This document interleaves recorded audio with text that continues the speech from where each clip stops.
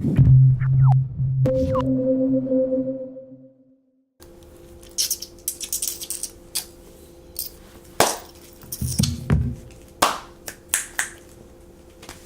guys, welcome to the Geekery Collective. I'm Luke. I'm Connor. And we're here to review Suicide Squad. We're here to give you our honest review of the movie. So, well, it might be a little bit biased because we won a backpack. We did. So, actually, this is Ryan's. I won it for Ryan, using Ryan's name. So, yay, Ryan! Free backpack. Anywho, so we saw Suicide Squad, and today it's sitting at like 39% on Rotten Tomatoes, was the last time I checked. As of this recording. Which is interesting to me because I liked the movie. Mm-hmm. I did. I liked the movie quite a bit, actually. I had a lot of fun sitting in the movie theater watching this movie. Yeah, I did too.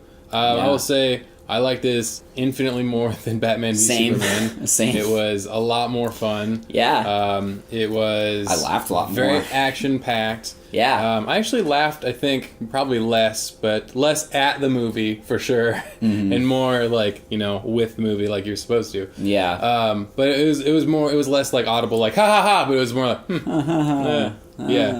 There was some stuff that I really liked. There was some stuff that I thought was kind of cheesy, but, yeah. I couldn't really, like, it was kind of middle of the ground for me. Yeah. Standouts for me in this were Will Smith as Deadshot. Yeah, actually surprised me there. Yeah, and which I going into it, I thought he was going to be the weakest part of the movie because he was going to bring his Will Smithisms to it, and, that was completely almost out of it for the most part. I feel like every Will Smith thing that we saw was in the trailer. Yeah. So, the rest of it, to me at least, felt like it was he was bringing something to the character.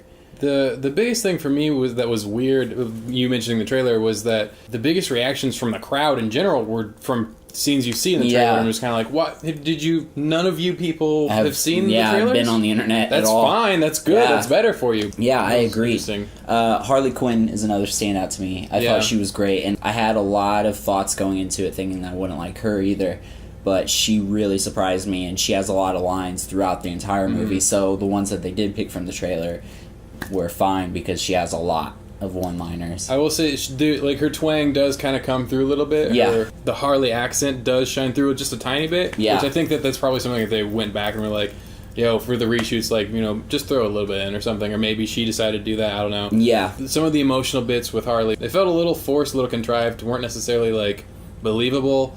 But at the same time, I understood the character. There were some parts of it that were also wow, you nailed it. That's Harley Quinn. Yeah, totally. But aside from that, not from someone who doesn't really know almost anything about Suicide Squad, outside of the movie universe, I had a lot of fun. It was I did really too. fun. Our big question that everyone's going to be asking is, how did you feel about the Joker? I want to ask you first before I answer. I mean, honestly, it was middle of the road. It wasn't super impressive. It wasn't super disappointing either. I felt like his relationship with Harley is different than it is in anything we've seen previous to this. Yeah.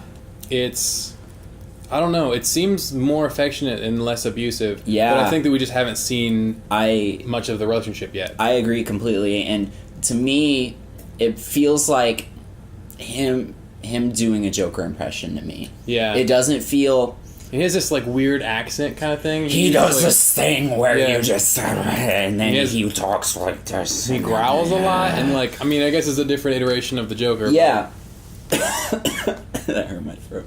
Joker to me he's not in the movie that much. He's really not. But his scenes to me, it felt like, oh shit, Joker's in the room. Yeah. It feels cool to me, but I feel like Leto could push it a little bit farther and not feel like he's giving an impression, because I feel like he has the potential to be great, but at some points it seems to me that he's trying a little bit too hard. Well, I feel like this is kind of like a litmus test for him, where this is his playground. He's getting to test out the character, because obviously he's going to show up. You're putting the Joker in a movie series, he's going to show up again. Yeah. Did you think that Enchantress kind of looked like half the girl from the Addams Family and half the girl from The Ring? Yes. Okay.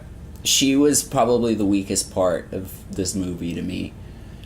her arc, it had no weight to it at all. I feel like she like a little bit of weight since like she has this thing with Rick Flag. I really didn't care that much about Rick Flag and that whole relationship, like almost at all. Yeah. But, like towards the end, like I got a little bit where I was like, okay, yeah, I like this guy kind of. Yeah. The real villain, well, I guess I can't really say who I think the real villain is. I would suggest you see the movie. And you say we're the bad guys. Batman shows up a little bit in this. Way earlier than I expected to. Yeah. Way earlier. Yeah, just kind of like out of the breeze, like, oh, well, all right. Well, that's it. And we've pretty much cameo. We've pretty much seen the entire thing in the trailer. Thanks for that. Nah, I mean, I like seeing Ben Affleck as Batman anytime I get. I do too, and he's great. Definitely better than Batman v Superman. Jai Courtney as Captain Boomerang, I liked a lot, and Killer Croc was super cool. My biggest grievance with the whole movie, grievance? I don't know if that's a... Grievance. He's grieving over Suicide Squad. No, my biggest gripe with the whole movie is that some of the enemies towards the end kind of look like, it went like a flash, like camera movement kind of thing, kind of look like Killer Croc. So sometimes I was like, who just did that? Why? Yeah. What just happened? Some of the action is hard to see because the camera moves around so much and it's a lot of CG. I do think the visuals are great. Oh yeah, the coloring is great, the editing is great to me. I feel like the action set pieces are good, but it seems to me that it's how it's cut together kind of it's hard to tell what's going on because there's just so much stuff going around. And some of that I think they're trying to get away with more than they had originally. Yeah. So like some cuts are done intentionally to like show or imply movement or whatever. Yeah. Amanda Waller is another huge standout to me. She is great in this, and she's a great actress, and I feel like I felt more about her character than I did for a lot of the other characters, just because she has this huge personality, and you can tell, and she's such a badass. She's very intense. Yeah. It's kind of polarizing. You love to hate her, you hate to love her kind of thing. Yeah, she's something else. But standouts to me, Harley Quinn, Deadshot, Amanda Waller. Soundtrack was awesome. Yeah, throughout the entire movie, the soundtrack is fantastic. I thought it was going to be a little bit overbearing, but I really enjoyed it. I did too, and there's a lot of songs I didn't even know were on the soundtrack that showed up, and I was like, yeah, like Eminem. That coming out of nowhere, and I was like, this fits exactly.